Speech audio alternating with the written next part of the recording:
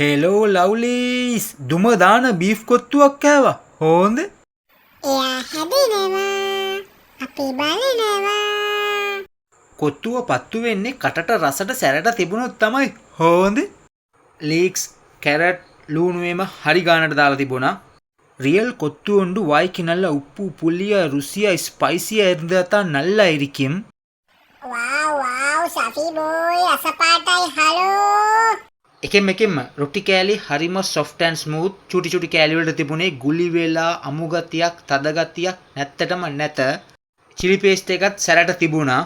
මම ගත්තේ beef කොත්තුවක්. Price එක රුපියල් 1200යි 1200 1200 rupees. ක්වොලිටි එකත් හොඳයි ක්වොන්ටිටි එකත් හොඳයි. ක්වොන්ටිටි එක කිව්වේ පෝෂන් එක ලොකුවටම තිබුණා.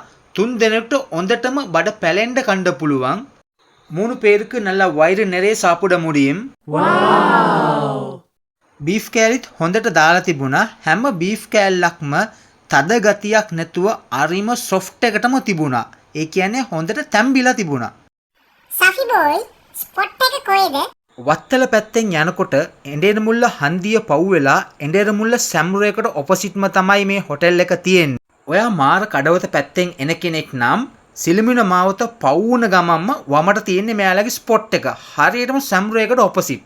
මට නම් ඕකේ අවුලක් නැත.